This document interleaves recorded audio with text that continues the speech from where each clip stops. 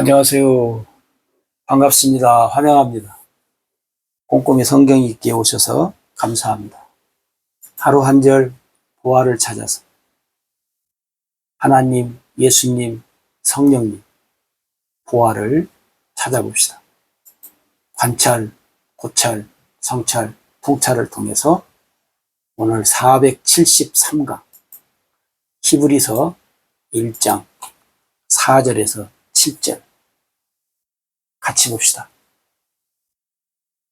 그가 천사보다 훨씬 뛰어남은 그들보다 더욱 아름다운 이름을 기업으로 얻으시니 하나님께서 어느 때에 천사 중 누구에게 너는 내 아들이라 오늘 내가 너를 낳았다 하셨으며 또 다시 나는 그에게 아버지가 되고 그는 내게 아들이 되리라 하셨느냐. 또 그가 맏아들을 이끌어 세상에 다시 들어오게 하실 때에 하나님의 모든 천사들은 그에게 경배할지어다 말씀하시며 또 천사들에 관하여는 그는 그의 천사들을 바람으로 그 사역자들을 불꽃으로 삼으시느니라 하셨으되 아멘. 오늘 4절에서 7절에 나타나 있는 말씀을 통해서 히브리 기자가 예수님과 천사를 대조합니다. 대조. 비교를 해봅니다. 그러면서 대조 비교하면서 뭘 얘기해요? 예수님이 누구신가? 그 다음에 천사가 누구인가? 에 대해서 우리한테 아주 간단하게 설명을 합니다. 왜 그러냐면 유대인들은 천사에 대해서 익숙하죠. 왜 그러냐면 구약에 보십시오. 얼마나 많은 천사들이 활동을 합니까? 신약에서도 물론 활동하는 것을 많이 보잖아요. 성령이 오셨음에도 불구하고 천사들이 활동을 하잖아요. 사도행전에 보면. 그러니까 이 천사들의 활동이 많아요. 근데 우리가 알기로는 뭐예요? 천사는 하나님의 심부름꾼이잖아, 사실은. 그죠? 그렇기 때문에 유대인들은 천사를 잘 알면서도 딱 잘못하면 뭐예요? 천사 숭배론자들이 돼.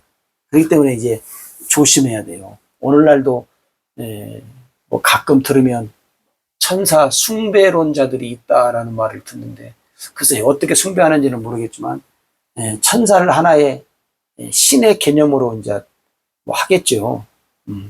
근데 천사는 성경에 보면 천사 단독으로 무슨 일을 하지 않죠. 그죠? 단독으로 무슨 일을 하다가 쫓겨난 게 사단 마귀잖아요. 그죠? 근데 성경의 정상적인 천사는 단독으로 독단적으로 뭔 일을 하지 않고 뭐예요? 하나님의 심부름, 하나님의 일을 하는 데에 쓰임을 받는 천사. 그래서 예를 들어서 누가복음에 보면 사가랴에게 나타나잖아요. 제사 드리는 사가랴에게 나타나. 사가랴 천사가 나타나요.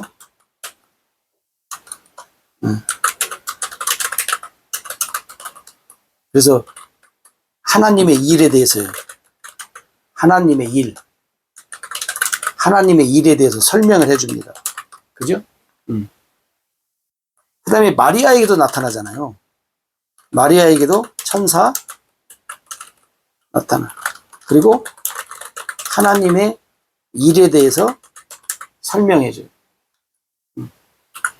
근데 우리가 알다시피 사가랴는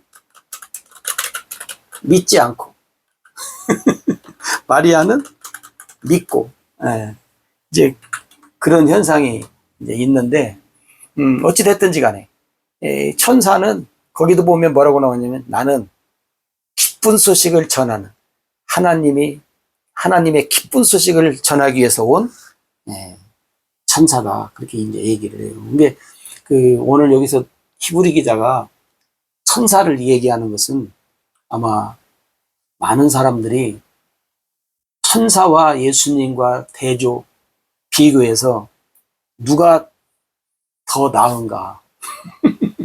예수님을 믿어야 하냐? 천사 쪽으로 가야 하냐? 예수님 쪽으로 가야 하냐? 어느 쪽으로 가야 우리가 승산이 있겠냐? 뭐 그런 것이 있었는지 몰라도, 우리가 히브리 기자가 이 얘기를 하는 이유 중에 하나는 뭐냐면, 너희들이 생각하고 너희들이 혹시 잘못 알고 있는 천사에 대해서 아마 가르치는 일 같아요. 이거 오늘 뭐냐면, 왜 그러냐면, 하나님이 방금 말씀했잖아요. 하나님이 천사를 심부름꾼으로 사용을 해줘요. 그죠? 근데 하나님은 아들을 심부름꾼이 아니라 뭐예요? 하나님의 대사, 하나님을 대신해서 일을 해요. 그러니까 다시 말하면 하나님은 아들 예수 그리스도를 통해서만 일을 하셔요. 그 얘기를 하는 거예요. 천사가 하나님의 일을 하니까 사람들이 천사를 이제 귀중히 여기고 높인다는 거죠. 물론 대단한 일을 하죠. 근데 아들은 하나님의 대사뿐만 아니라 하나님은 아들 예수 그리스도를 통해서만 일을 한다. 그걸 지금 강조시키는 거예요. 그러니까 너희들은 천사 쪽으로 기울면 안 된다는 거죠. 천사 쪽으로 기울면 안 된다는 거예요. 예수님 쪽에 붙어 있어야지. 천사 쪽으로 가면 너희들은 뭐 국물은 없지만 국물도 없는 거예요. 그죠? 오늘 우리도 마찬가지예요. 오늘 우리도 예수 그리스도. 그래서 오늘 여기 보면 뭐예요? 5절에, 여기 4절에 보면 그가 천사보다 훨씬 뛰어남은 예수님이, 그가는 예수님이에요. 예수님이 천사보다 훨씬 뛰어남은 그들보다 더욱 아름다운 이름을 가졌다는 거예요. 네? 아름다운 이름을 가졌다. 아름다운 이름이 뭐예요? 아름다운 이름이 예수죠. 예수. 예수는 누구요? 아버지의 이름. 네. 그게 예수 이름. 아름다운 이름. 그리고 이 이름으로 예수의 이름으로 뭐예요? 기업을 얻잖아요. 우리가 기업을 얻는다는 말은 뭐예요? 구원을 얻는다 그 말이에요. 그리고 5절에 그러잖아요. 하나님이 언제 한 번이라도 천사 중 누구라도, 그 많은 천사들 중에 누구라도 한 명에게 너는 내 아들이다, 내가 너를 낳았다, 내가 너의 아버지가 되어주겠다, 너는 내 아들이다, 이렇게 말한 적이 없다는 거예요. 아무리 뛰어나고 하나님의 일을 열심히 하는 천사라 할지라도 그렇게 말한 적은 없다는 거예요. 왜? 천사는 심부름이에요. 심부름꾼이요. 그러니까 여러분 잘 기억을 하시면 좋겠고, 그 다음에 6절에 가서 또 그가 맏아들을 이끌어 세상에 다시 들어오실 때,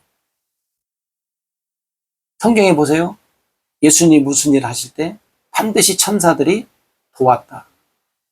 금식 후에도, 사단에게 시험 받고 난 뒤에도 천사들이 와서 수종 들더라 그러잖아요. 그러니까 천사들이 예수님 오셨을 때도 알렸지만 나중에 예수님 재림하실 때는 뭐예요? 뭐 수많은 천사들이 막 난리 나죠. 이제 우리도 아마 놀랄 거요. 그러니까 천사들을 바람으로 그의 사역자들의 불꽃으로 삼으셨다는 거예요. 천사들을 통해서 하나님이 하신다는 거예요. 그러니까 천사들이 행하는 일들을 보고 놀랜다면 아버지의 일을 직접 하시는 아들을 보고는 얼마나 놀라겠냐 그 말이죠. 그죠? 그러니까 여러분 혹시라도 여러분이 천사와 예수님과를 대조해 볼 때 천사 쪽에 절대로 여러분이 기울어지면 안 되고 예수님. 그래서 우리는 예수님에게만 경배해야 되고 예수님을 통해서만 우리가 하나님 나라에 들어가니까 행여라도 그 천사 숭배론 이런 어떤 얄궂은 소리를 하는 사람들이 없지 않아 있을 수 있어요. 그러니까 여러분들이 그런데 속지 않으셔야 된다는, 속지 않으셔야 합니다. 속지 맙시다.